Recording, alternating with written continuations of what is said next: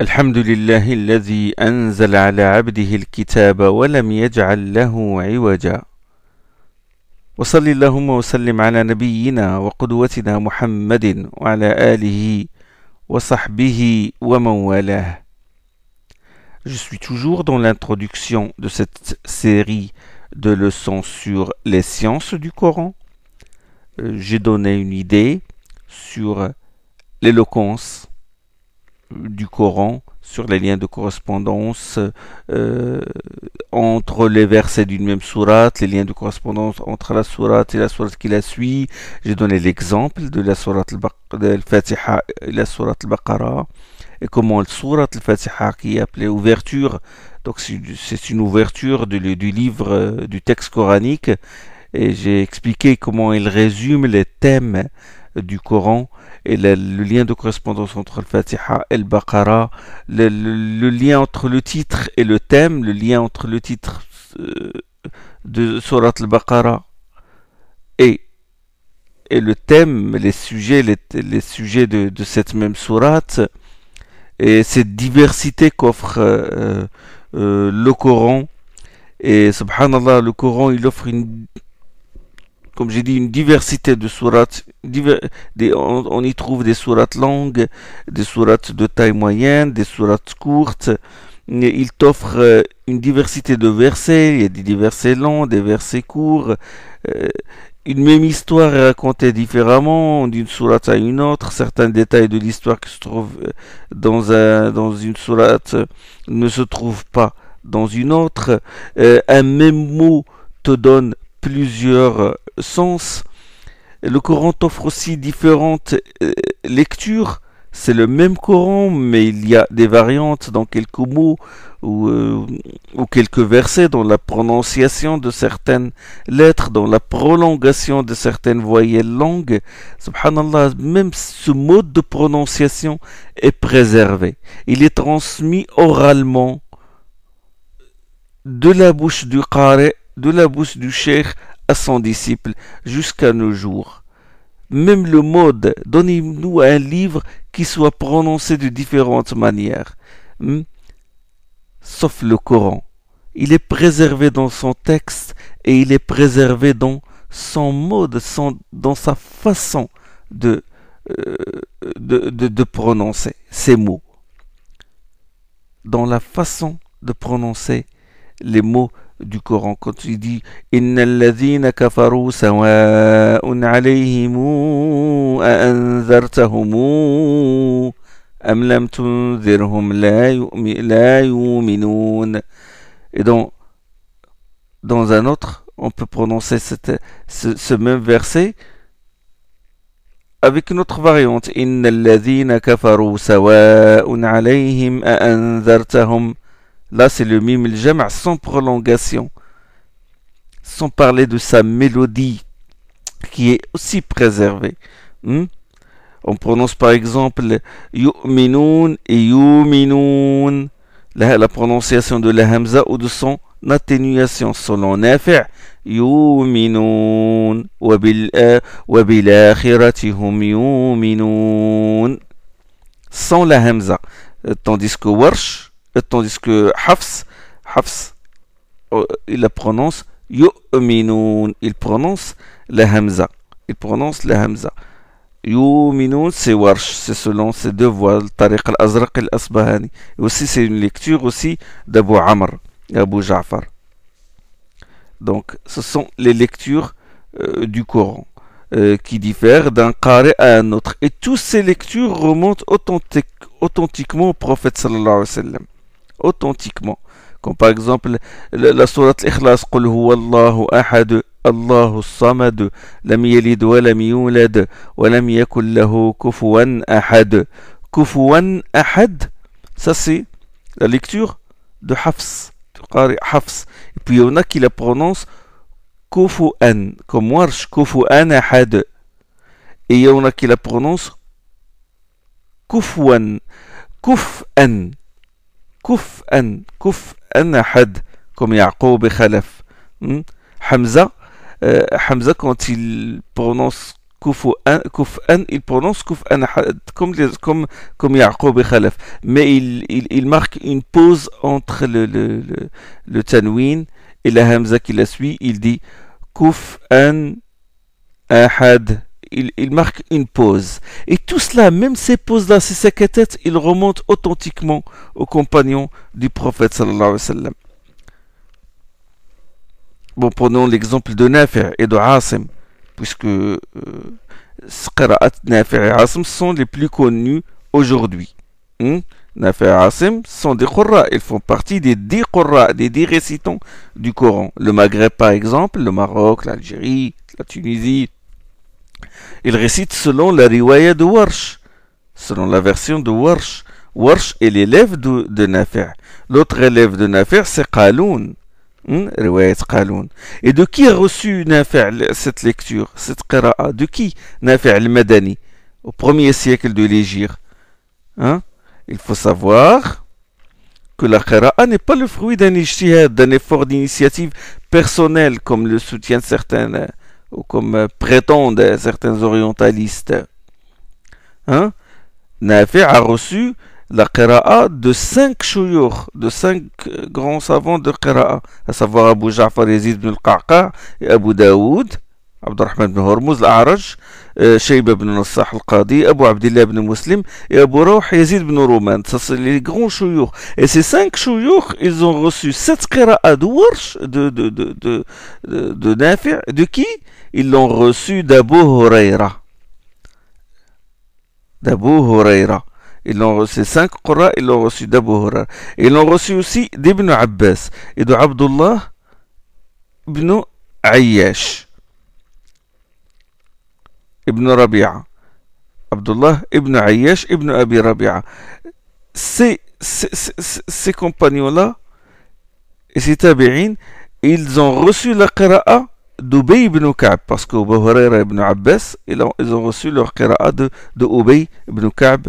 Et Ubay ibn Ka'b, il l'a reçu de qui? Du prophète sallallahu alayhi wa sallam. Ubay ibn Ka'b, Shaykh al-Qurra. Ça pour vous montrer que c'est pas un effort d'initiative personnelle, c'est pas de leur, c'est juste question de tempérament, mais ils ont reçu de grands cheikhs, des géants de la science. Et la chaîne remonte authentiquement jusqu'au prophète sallallahu alayhi wa sallam. Asim, qira'at Hafs, la lecture, la riwaya de Hafs, on dit riwayat Hafs, on dit qira'at Asim. Hafs an Asim, celle qui existe, celle selon laquelle récitent les gens au Mashriq, à la Mecque, et beaucoup d'imams en France. Ils lisent le Coran selon riwayat Hafs an Asim. Et Asim a reçu de qui cette qira'a? Le mode de prononciation, la phonétique, la prolongation des voyelles longues. De qui il a reçu tout ça? Il les a reçus d'Abu Abdurrahman, Abdullah ibn Habib Sulami. Et celui-ci l'a reçu de Uthman ibn Affan et de Ali ibn Abi Talib et de Ubay ibn Ka'b et de Zayd ibn Thabit et de Abdullah ibn Mas'oud. Le cheikh de Asim, c'est Abu Abdurrahman, Abdullah ibn Habib Sulami. Et Abu Abdurrahman, Abdullah ibn Habib Sulami, il a reçu la qira'a de Uthman direct, de Uthman ibn Affan et de Ali ibn Abi Talib, d'Ubay ibn Ka'b, de Zayd ibn Thabit et de Abdullah ibn Mas'oud. Et l'autre cheikh de Asim, c'est Abu Maryam, Zar ibn Hubaysh. Et Zar ibn Hubaysh, il a reçu la qira'a de Uthman et de Abdullah ibn Mas'oud. La riwaya qui est récitée beaucoup en Orient, en France, la plus récitée, c'est riwayat Hafs, selon Asim ibn Abi Nujoud. Ça, c'est le Maghreb, bon, Warsh an Nafi', et le Mashriq, c'est Hafs an Asim. Ce sont les deux riwayas les plus récités. Au Soudan et à Hadramaut, au Yémen, ils récitent d'après la riwaya de Douri, selon le Kisa'i, al-Koufi. C'est la riwaya de Douri. Les deux Qurra sont Nafi' al-Madani, Ibn Kathir al-Makki, Abu Amr al-Basri, Ibn Amir al-Shami, Asim, صاحب رواية حفص. Asim al-Koufi, Hamza ibn Habib al-Zayyat, la lecture de Hamza, le Kisa'i qui est de Koufa, Abu Ja'far, Yaqub al-Hadrami, Khalaf ibn Hisham. Ça, ce sont les 10 Qurra. Nous allons parler, Inch'Allah, de ces qira'at, de ces lectures, vous en donner une idée. Et aussi des huruf, des idiomes, des modes de formulation arabes, le harf de Quraysh, le harf des autres tribus qui entourent Quraysh. Il ne faut pas faire la confusion, ça je vais en parler, Inch'Allah. Et quand vous entendez le verset où Allah dit Inna nahnu nazzalna al-dhikra wa inna lahu lahafidhun dans surat al-Hijr, c'est nous qui avons fait descendre le dhikr, c'est-à-dire le Coran, et c'est nous qui en assurons la garde, c'est-à-dire qui le préserveront de toute altération. Il ne faut pas, chers frères, chères sœurs, il ne faut pas avoir une compréhension réductive et limitée de ce verset-là.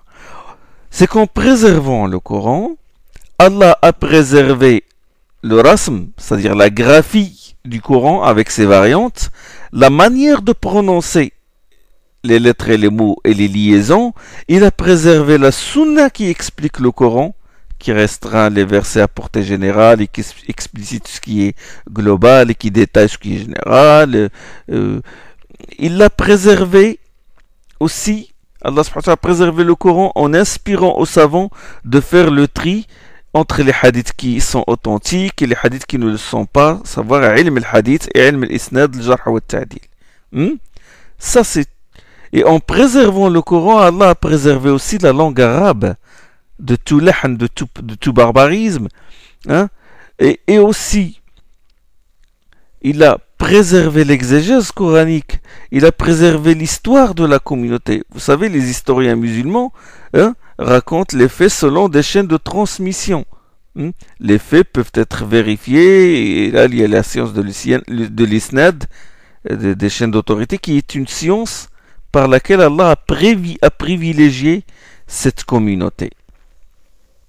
Allah subhanahu wa ta'ala a gardé le Coran auprès de lui, dans la table gardée, Lawh al-Mahfoud, que seule l'élite de ses anges peuvent toucher. La yamassuhu illa al-mutahharun. Seuls les anges éminents peuvent toucher Lawh al-Mahfoud.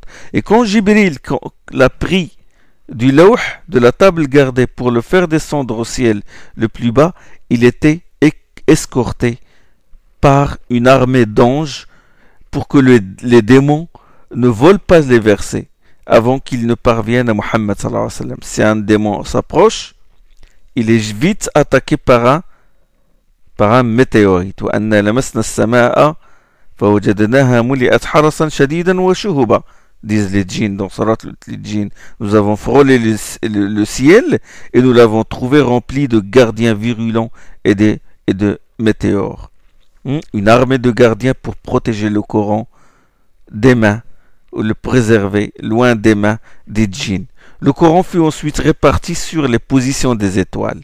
فَلَا أُقْسِمُ بِمَوَاقِعِ النُّجُومِ وَإِنَّهُ لَقَسَمٌ لَوْ تَعْلَمُونَ عَظِيمٌ إِنَّهُ لَقُرْآنٌ كَرِيمٌ فِي كِتَابٍ مَكْنُونٍ لَا يَمَسُّهُ إِلَّا الْمُطَهَّرُونَ.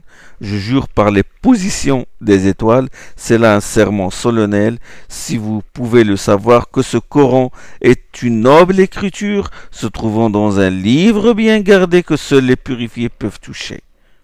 Préservation après préservation. Il fut ensuite récité aux anges qu'on appelle as-safar al-kiram al-barara. Ce sont les messagers nobles et vertueux.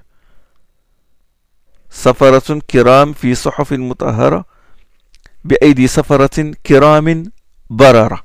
Ce sont des anges particuliers à qui ce Coran-là a été récité. Ça, c'est au moment de la descente. Ensuite, il fut révélé par fragments au prophète sallallahu alayhi wa sallam et préservé dans sa poitrine. La tuharrik bihi lisanaka lita'jala bih, inna alayna jam'ahu wa qur'ana. Nous allons le réunir dans ton cœur et inspirer à ta langue de le réciter. Sanujrihi ala lisanik. Ça, c'est une autre façon de préserver le Coran. Il a été préservé aussi par sa récitation le jour et sa récitation au cours des veillées pieuses. Le Qiyam al-Layl. Puisque le Qiyam al-Layl, au début de la mission du prophète sallallahu alayhi wa sallam, Qiyam Layl était, de toute façon, le Qiyam Layl est obligatoire au prophète sallallahu alayhi wa sallam. Et les compagnons, au début de la mission, hein, eux aussi faisaient le Qiyam. Et l'écoutaient attentivement et le mémorisaient. Mémoriser ce que le prophète sallam le récitait. Ça aussi, c'est une autre façon de préserver le Coran. Et le prophète sallam a engagé des scribes qui écrivent ce qu'ils recevaient comme révélation. Chaque Ramadan aussi, quand vient le mois de Ramadan, Jibril venait pour étudier le Coran, pour mettre le point sur le Coran avec le prophète sallallahu alayhi wa sallam. Je parle de séances d'études, de fixation du Coran, d'études avec le prophète sallallahu alayhi wa sallam. Il étudie ce qui est abrogé, etc. Sinon, Jibril venait durant... il descend régulièrement durant toutes les 23 années de la mission prophétique de Muhammad sallallahu alayhi wa sallam. Ensuite, le Coran fut réuni à l'époque de Abu Bakr sous forme de manuscrit, pas encore sous forme de livre. Pas encore sous forme de livre avec les couvertures, etc. Juste un assemblage de documents. Ensuite, il fut réuni par Uthman. Et ça, nous allons parler de tout ça. Nous allons parler du génie de Uthman et de Zayd ibn Thabit et d'autres compagnons dans cette mission-là.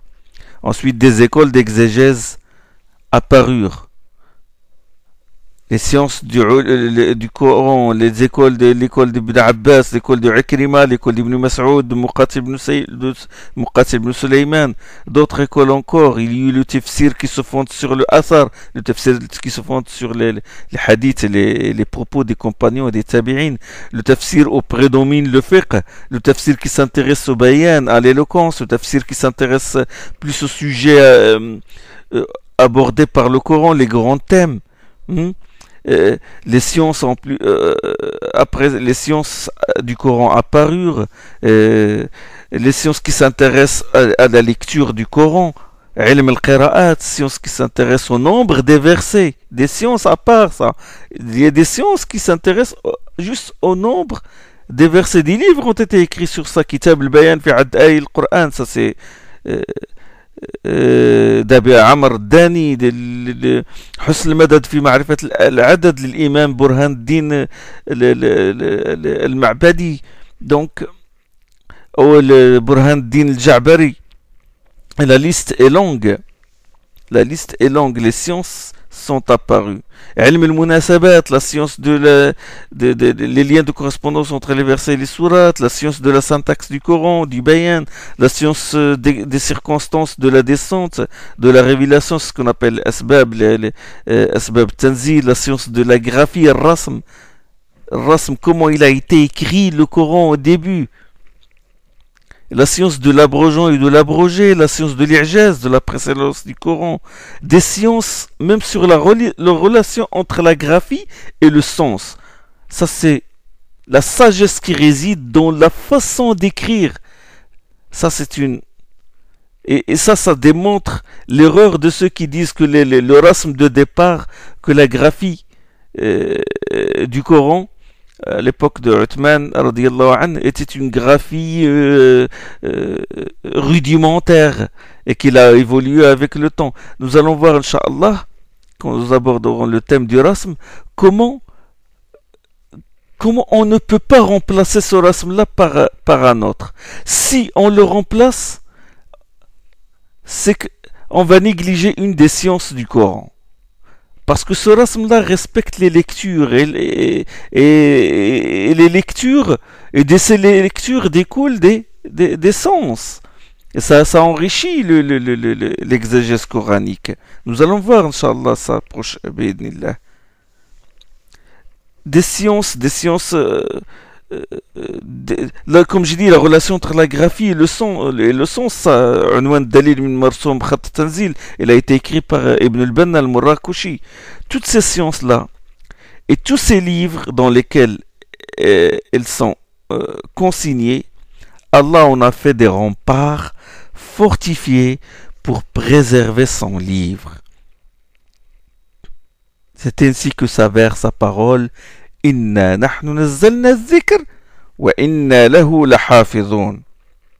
Ce qui fait que n'importe quel détracteur de l'islam qui cherche à semer le doute au sujet de l'origine divine du Coran ou de sa précédence, ou cherche la moindre lacune, il se heurte à ses remparts et à ses gardiens qui sont les savants, et il retourne sur ses talons sans rien dans les mains, désespéré et déçu.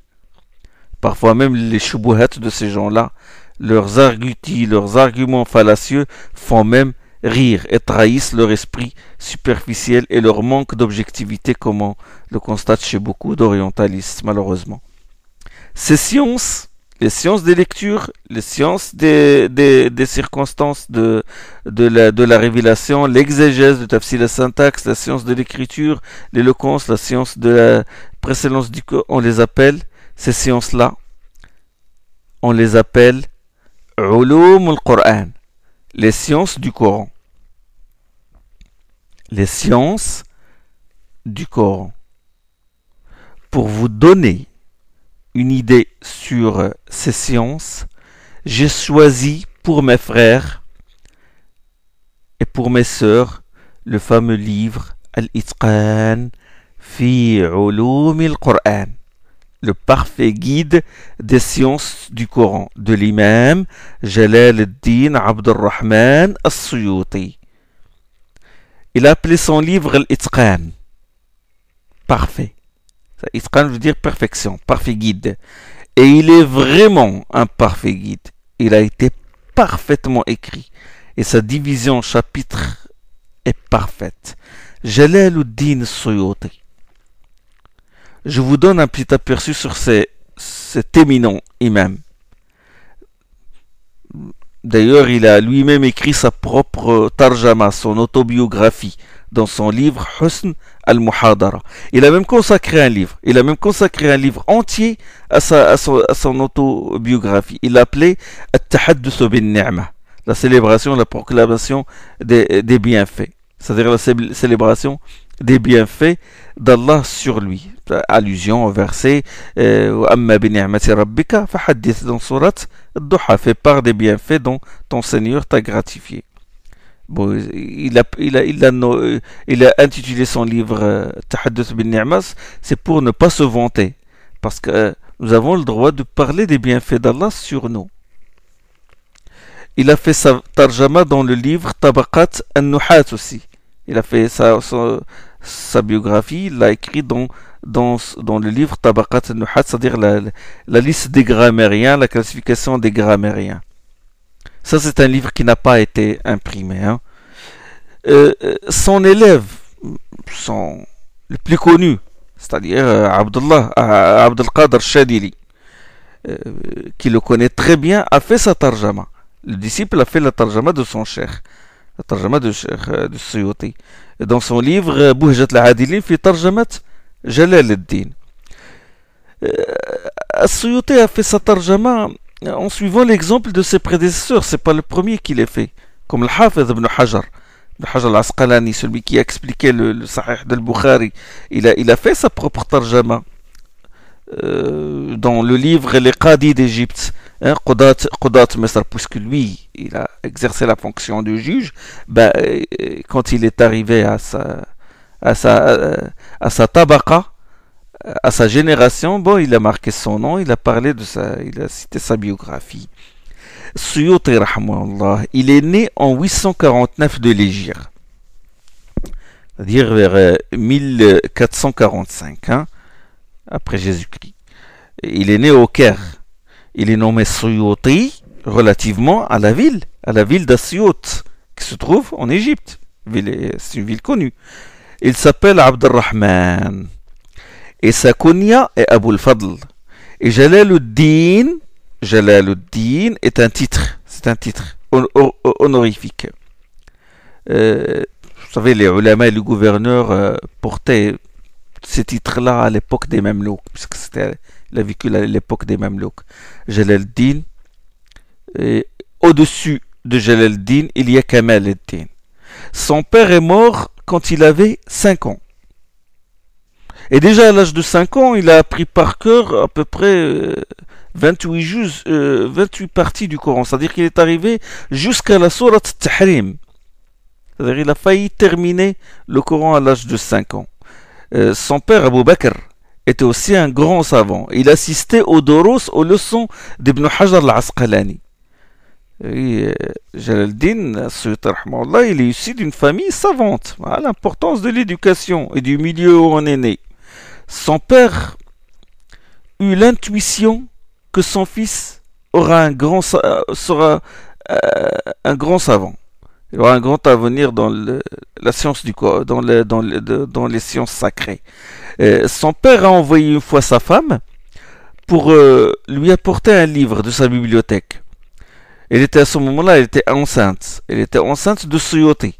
Il l'attendait, et quand il a vu qu'elle tardait, il alla la chercher.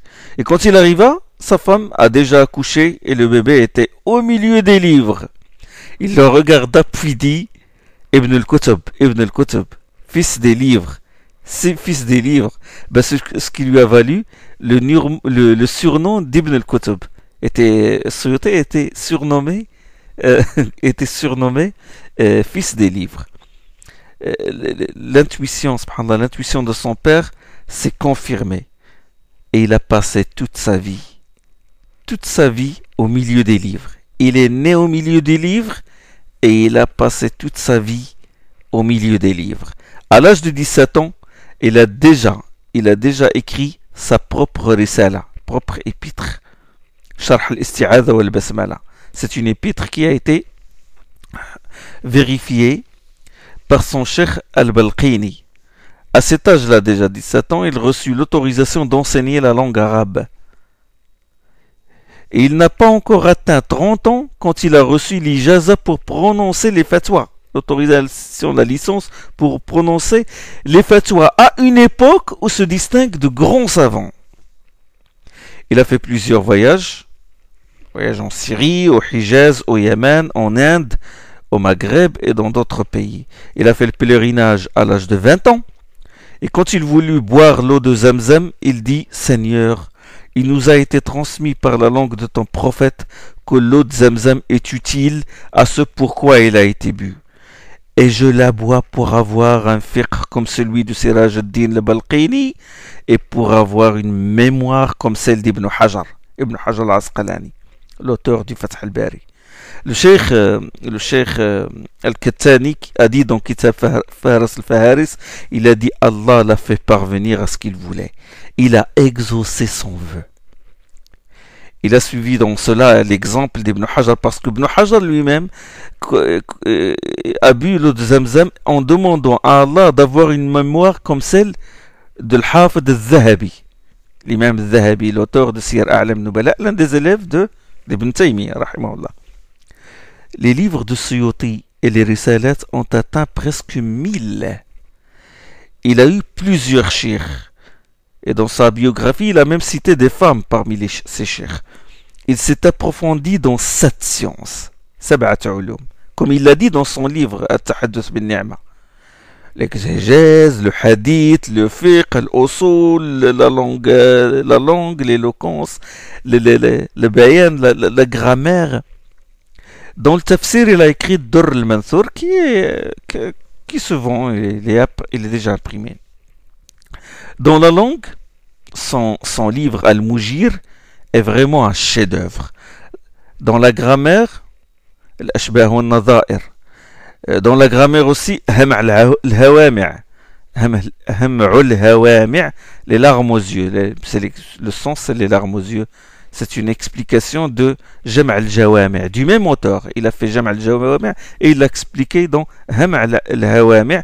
Il a appelé les larmes aux yeux parce qu'il a souffert dans sa recherche, dans son explication de ce livre-là. C'est-à-dire, il a versé vraiment des larmes pour produire ce livre-là. Il l'a tiré de 100 livres. Il a voulu ce Ham'a al-Hawami', c'est un livre à 7 volumes.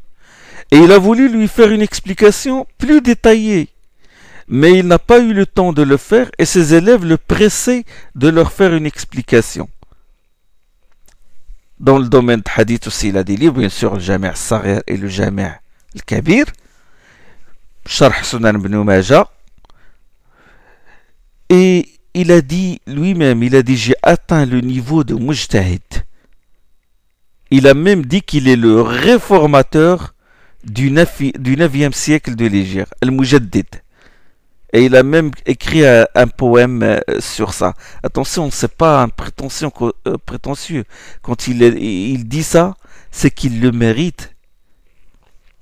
C'est qu'il l'a démontré, on connaît d'après ses ouvrages, sa science, qu'il est vraiment un éminent savant. Mais quand il a dit ça, quand il a dit j'ai atteint le degré du mujtahid, mais là il a secoué les savants, mais c'est-à-dire à une époque où ça stagnait, où l'ijtihad était long, où on parlait même de l'arrêt de l'ijtihad, lui il a donné du sang neuf au fiqh et aux sciences sacrées. Et ça, ses pairs tels que Sakhawi, Al-Qastallani, il a vécu son époque, le Karkhi, le Hanafi, l'ont sévèrement critiqué. Ils l'ont sévèrement critiqué, ils l'ont même insulté. Ils l'ont vraiment fait souffrir au point qu'il se retira chez lui. Presque, subhanallah, presque tous les savants étaient en but à la jalousie, soit de leurs ennemis, soit de leurs pairs, de leurs rivaux. Ajib. Et quand Al-Qastallani connut sa valeur, il est allé le voir pieds nus. Il a parcouru des kilomètres et il frappa. Al-Qastallani, c'est l'un de ceux qui ont fait l'explication de Fath al-Bari. Al-Qastallani, il est allé jusqu'à Suyuti, il frappa à sa porte. Suyuti lui dit qui? Il dit je suis Al-Qastallani. Et ça c'est un éminent savant, c'est pas n'importe qui, ça, Al-Qastallani. Et je suis venu jusque chez toi, les pieds nus et la tête nue, c'est-à-dire sans turban. Vous savez, le turban c'est un signe de savoir, de science. Pour que tu sois satisfait de moi, il a dit. Et Suyuti lui a répondu, il a dit c'est bon, je suis satisfait de toi. Et il ne lui a pas ouvert la porte. Il ne l'a pas reçu. Ce genre de rivalité existe dans toutes les époques. Il existe, c'est normal. Et il ne faut pas en faire toute une histoire, toute une affaire pour accuser l'autorité, la science de l'un ou de l'autre. Certains certains frères sont tombés dans ce genre de piège. Quand un alim il fait le rad, il réplique ou il réfute les arguments d'un autre savant ou il s'insulte, bon, ils prennent parti ou ils le rejettent tous les deux ou ils font le tajrih, ils récusent même le savant à cause des histoires de ce genre. Il est mort, Suyuti rahimahullah, il est mort en 911 de l'Hégire. Le 19-5-911 de l'Hégire, et il est mort au Caire. C'est-à-dire au mois d'octobre 1505 après Jésus-Christ. Les références de l'Itqan, de ce livre que nous avons travaillé, Inch'Allah, les références de l'Itqan sont nombreuses et variées, très nombreuses. Il s'est basé sur les livres du tafsir d'Ibn Jarir, d'Ibn Kathir, d'Ibn Abi Hathim, d'Ibn Mardawayh, d'Ibn Abi Shaykh. Il s'est basé aussi sur Fada'il al-Qur'an d'Abi Ubaid, et aussi d'Ibn Abi Shayba, d'Ibn Darir. Et les recueils de hadith et les moustats sont innombrables. Les références de ce livre-là sont innombrables, comme il l'a dit lui-même. Les livres sur les lectures, le qira'at, النصر والتقريب لابن الجزري, الكامل في القراءات, العشر للواسطي, الشواذ لابن غلبون, الوقف والابتداء لابن الأنباري وللسجاوندي, النحاس, أبي عمر الداني, le célèbre أبو عمر الداني, العماني, ابن النكزاوي. Les livres de la langue, les livres de la syntaxe, les lexiques comme Mufradat al-Qur'an l'Iraghib al-Asbahani, Gharib al-Qur'an l'Ibn Qutayba, les livres de la précédence du Coran, l'I'jaz et de l'éloquence, d'autres livres encore comme Bada'i al-Fawaid l'Ibn al-Qayyim. Bref, le livre est consistant, je peux vous le dire tout de suite, il est consistant. Il est riche en enseignements. Il a fait suer les grands talabat al-ilm, pas seulement les petits comme nous. Et là, mon manhaj dans l'explication de ce livre, c'est que je vais vous en donner l'essentiel. Quand il y a plusieurs opinions des savants sur une question, je vous donnerai l'avis qui prévaut aux yeux de Suyuti et d'autres grands savants pour que vous ayez une idée assez claire sur ce que sont les sciences du Coran, pour que vous sachiez comment le Coran a été descendu, comment il se présente l'ange Jibril, le prophète sallam, les étapes de la révélation, les circonstances causales de la descente de certains versets, ce qui a été révélé à plusieurs reprises, les différents noms du Coran, les différents noms des sourates, la division du Coran en parties, ces divisions, Hizb, Juz, etc. Et d'autres divisions encore, les différents, les compagnons qui savaient le Coran par cœur, le tartil, la disposition, l'ordre psalmodique qui est autre que l'ordre chronologique, les ahruf, les 7 ahruf, les langues ou idiomes du Coran, les qira'at, la différence entre les ahruf et les qira'at, parce que beaucoup font la confusion. La vocalisation finale des mots coraniques, bon, on va parler aussi du style et de l'éloquence coranique, le péremptoire, le muhkam et l'équivoque, le mutashabih, les termes à portée générale, tout ce qui relève du ta'wil, de l'interprétation. Le tadwin aussi, j'ai oublié, le tadwin, la réunion du Coran, comment il a été écrit au moment de la révélation par les scribes, comment le Coran était à la mort du prophète sallallahu alayhi wa sallam, la compilation du texte coranique par le calife Abu Bakr, puis par le calife et la deuxième compilation, la première compilation sur la présidence de Zayd ibn Thabit, la deuxième aussi par le calife Othman ibn Affan radiyallahu anhu, les copies de base du Coran, ce qu'on appelle le Mus'haf al-Imam, l'archétype, les 6 ou 7 copies envoyées aux grandes villes, aux métropoles, la Mecque, l'Irak, etc. L'écriture utilisait Rasm, la police utilisait Rasm al-Uthmani. Nous avons parlé, Inch'Allah. Nous allons répondre à certaines critiques, certains arguments fallacieux sur ce point, sur certains mushaf des compagnons qui ne comportent pas certains sourates, comme celui d'Ibn Mas'ud, ou le surat supplémentaire d'Ubay ibn Ka'b, ce qu'on appelle surat supplémentaire, ainsi que d'autres shubuhat qui font même rire parfois. Ulum al-Qur'an. Le premier qui a compilé, qui a composé un livre sur les sciences du Coran, c'est-à-dire les sciences du Coran proprement dit, sinon on les trouve dispersées dans les livres d'exégèse, dans les livres de la Sunna, les livres de Hadith, mais les sciences qui a composé un livre sur les sciences du Coran, techniquement parlant, بالاصطلاح الخاص est الحارث المحاسبي. الحارث المحاسبي, c'est-à-dire il a consacré un livre sur les sciences du Coran en tant qu'art indépendant. Son livre s'appelle Fahm al-Qur'an. Ça c'est la première moitié du 3e siècle de l'Hégire, vers les années 200 et quelques. Puis il y a Ibn al-Marzuban qui a écrit Al-Hawi fi Ulum al-Qur'an. Ça c'est l'une des premières références des Ulum al-Qur'an. Alors la définition, qu'est-ce que ça veut dire Ulum al-Qur'an? Qu'est-ce que ça veut dire Ulum al-Qur'an? Définition istilahiyya, technique. C'est une science qui étudie les questions suivantes qui concernent le Coran, à savoir le tanzil, la descente, la révélation, son ordre psalmodique, l'agencement, le tartil, son interprétation, le ta'wil, et l'établissement des preuves qu'il est la parole d'Allah, c'est le tadlil. Ça, c'est la question de l'ijaz, de l'inimitabilité du Coran. Donc, tanzil, tartil, ta'wil, tadlil. Tanzil, révélation. Tartil, ordre psalmodique, le fait que tel verset soit situé ici, soit mis ici, dans telle sourate, inséré dans telle sourate. Le fait que cette sourate soit située après telle sourate, ça c'est ce qu'on appelle le tartil. Le tartil.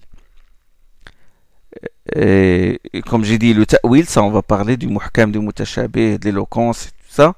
Le ta'wil, son interprétation. Et puis le tadlil qui est l'établissement de preuves évidentes qu'il est vraiment la parole d'Allah. Ça c'est la question de la précédence du Coran, de l'ijaz. Donc c'est une science qui étudie les questions suivantes qui concernent le Coran. Sa révélation, Tanzil. Son ordre psalmodique, Tartil. Son interprétation, Ta'wil, et l'établissement des preuves qu'il est la parole d'Allah, Tadlil, et ce, d'une manière qui réalise ses objectifs et, et le protège dans le fond et dans la forme de tout ce qui est susceptible de le faire sortir du cadre de la préservation. On entend par la préservation la parole divine suivante, c'est nous qui avons fait descendre le dhikr et c'est nous qui en assurons la garde. Donc ça c'est la définition des ulum al-Qur'an.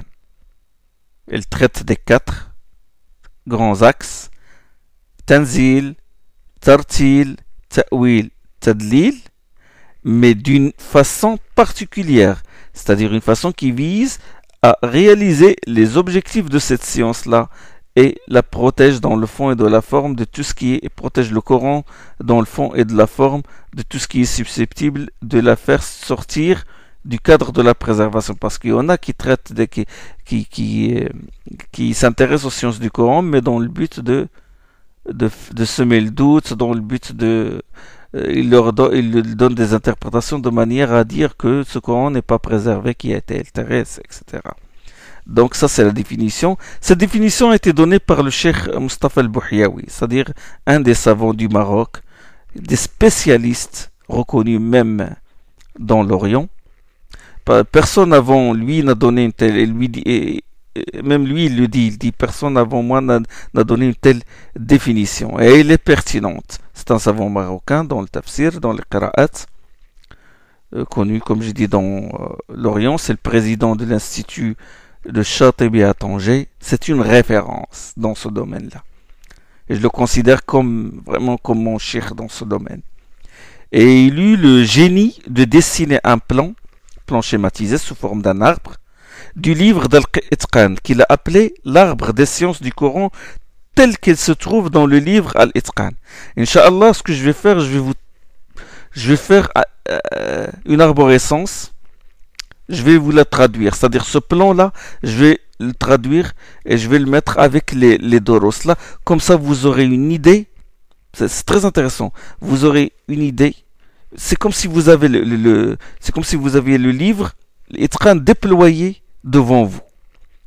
Dès que vous voyez ce plan-là, vous êtes vite repéré et vous avez une vision claire du livre. Le plan est sous forme, comme j'ai dit, d'une arborescence, dont le tronc, la racine et les sciences du Coran. C'est les sciences du Coran, de ce tronc. Il est représenté par un grand rectangle duquel se ramifient 5 branches, comme l'arbre généalogique. Comme l'arbre généalogique. Donc, le grand rectangle, où c'est écrit les sciences du Coran, ulum al-Qur'an, puis la première branche, qui se ramifie de ce rectangle, qui descend de ce rectangle-là. Alors, la première branche, c'est quoi? La première branche, les sciences du Tanzil, de la révélation. C'est bon? La deuxième branche, les sciences du Tartil, l'ordre psalmodique, la disposition des passages révélés, tel verset ici, telle sourate ici. Donc l'ordre psalmodique, ça c'est la deuxième branche. Donc le grand rectangle, puis du grand rectangle sort un premier rectangle qui est les sciences du Tanzil, un deuxième rectangle qui est les sciences du Tartil, la disposition, l'agencement des sourates et des versets. La troisième branche, c'est la branche de la compilation du Coran, Jama' al-Qur'an, la compilation. La quatrième branche, les sciences de l'interprétation, le ta'wil. Tout ça sort de la définition. Et la cinquième branche, c'est les sciences relatives à l'établissement des preuves de la précédence du Coran, l'Ijaz.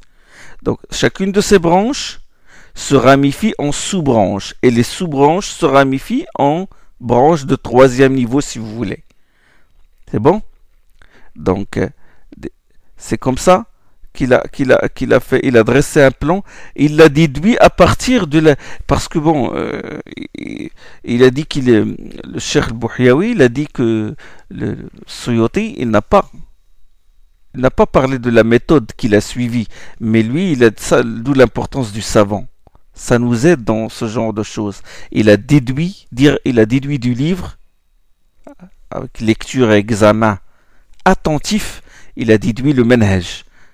Le manhaj, la méthodologie suivie et respectée par Suyuti dans tout son livre, et il a fait le tashjir, cette arborescence-là, que Inch'Allah je vais la traduire, et je vais respecter ce plan-là, durant toute cette série de Doros. Ça sera une longue série, mais ça prendra le temps que ça prend. Inch'Allah, moi, bi'idhnillah, le but c'est de vous éclaircir ces sciences-là et pour que vous soyez armés de sciences, pour que, Inch'Allah, votre foi augmente et en même temps, vous avez les arguments solides pour répondre aux shubuhat, aux ambiguïtés de certaines sectes et certains détracteurs de l'islam. Et vous serez émerveillés. C'est qu'Allah, quand on étudie les sciences du Coran, c'est comme si on était aveugle et qu'on devienne clairvoyant. Donc j'ai dit, voilà, la grande branche, le tronc, les sciences du Coran, le grand rectangle, duquel se ramifient 5 branches. La première branche est Tanzil, les sciences du Tanzil, la branche de la descente du Coran, la branche de la descente. Tanzil Coran. La descente sous ces deux formes, l'inzal et le tanzil. Le inzal et le tanzil. L'inzal, c'est quoi? C'est d'un seul coup. C'est la descente d'un seul coup, en bloc. Et le tanzil, c'est la descente multiple et graduelle. Parce que dans le Coran, on trouve anzala et nazzala. Et dans le Coran, on trouve tanzilun billadun hakim. Tanzil, ça veut dire descente graduelle. Donc la branche de la descente du Coran, de la révélation, se ramifie en 5 branches de second niveau. Alors, maintenant, je suis dans la branche de la descente. Far'a tanzil. Il se ramifie en 5 branches. Quelles sont ces 5 branches de second niveau ou sous-branches? Kayfiyat nuzuli. La première sous-branche est la modalité de la descente. La deuxième sous-branche, c'est Zuruf nuzul. Ce sont les circonstances de la descente. Et les circonstances de la descente, c'est en considération de l'événement, soit avant l'hégire, mais quoi? Ou après l'hégire médinois, soit en considération du lien. Ça, Inch'Allah, je vais détailler ça. Je vous donne en gros ce que je vais faire. Là, je commence par la première branche. Je vais la détailler, bi'idhnillah. C'est-à-dire, il ne faut pas s'inquiéter, dire il faut qu'on écrive ça tout de suite. C'est bien de l'écrire ou pour avoir une idée. Mais Inch'Allah, je vais détailler chaque sous-branche. Je vais la détailler. Seulement, je vous donne le plan, maintenant, de la première branche qui est la descente. J'ai dit, il se ramifie en 5 branches de second niveau. La première sous-branche, la modalité de la descente. La deuxième sous-branche, les circonstances de la descente. Zuruf nuzul. Les circonstances, c'est en considération de l'événement. L'événement avant l'hijra et après l'hijra. En considération du lieu, c'est soit terrestre ou révélation reçue au ciel. Terrestre, c'est lorsque le prophète sallam était en lieu fixe ou il était en déplacement. C'est-à-dire, ça se divise en deux terrestres. C'est-à-dire, quand il y est muqim, en lieu fixe, ou il était en déplacement. Et quand il était en déplacement, où était-il? Il était à Al-Hudaybiyah, ou à Arafat, ou à Al-Juhfa, ou à Tabouk, etc. Ou en considération, ou révélation qu'il a reçue au ciel, l'ascension, le Mi'raj. Ou en considération du temps. Il y a des révélations qu'il a reçues le jour, des révélations qu'il a reçues la nuit, des révélations qu'il a reçues l'été, des révélations qu'il a reçues l'hiver.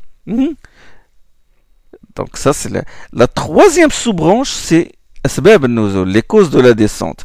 Ce qui a été révélé en dehors des circonstances causales et ce qui a été révélé en réponse à une question, à la suite d'un événement précis, en accord avec une parole d'un compagnon. Les causes qui entourent la révélation d'un verset, il y a aussi les causes uniques ou les causes multiples. Ça, c'est la troisième sous-branche. La quatrième sous-branche, c'est l'ordre de la descente des versets. L'ordre. Sous cette branche, on va distinguer les premières révélations. La première révélation à la Mecque, la première révélation à Médine, et certains débuts particuliers. Et on va parler aussi des dernières révélations. Qu'est-ce qui a été révélé, les derniers versets révélés? La dernière révélation à la Mecque, voilà, divisé à 3. Les dernières révélations à la Mecque, les dernières révélations à Médine et certaines dernières particulières. Et la cinquième sous-branche, c'est la façon dont le Coran est descendu. Il a été descendu tout entier, une seule fois, intégralement et synthétiquement. Et il a été descendu en plusieurs parties. On appelle ça par mode d'étoile, nujum, tanjiman. Et ce qui a été descendu graduellement, c'est soit des sourates révélées en partie, soit des sourates révélées en une seule fois. Ça, c'est le plan de cette partie-là. Alors, j'ai dit la branche de la descente de Tanzil, Far'u Tanzil, et là je commence par la sous-branche, la modalité de la descente. Kayfiyat nuzul. Kayfiyat, la façon dont le Coran a été descendu. Cet arbre, ce plan-là que je vais vous l'envoyer, cet arbre ne suit pas l'ordre des chapitres, attention. Il ne suit pas l'ordre des chapitres de l'Itqan. L'Itqan commence par l'introduction, puis directement le Coran al-Makki, le Coran al-Madani, le Coran mécois, le Coran médinois, le Coran qui a été révélé, les versets qui ont été révélés le jour, la nuit, etc. Mais là, nous allons commencer par la modalité de la descente parce que c'est logique. On commence par là-haut, par Lawh al-Mahfoud, comment il a été descendu, le Coran, comment il a été descendu, le ciel plus bas, puis il a été révélé par fragments au prophète sallallahu alayhi wa sallam. Donc on commence par ça, par la modalité de la descente. Bon.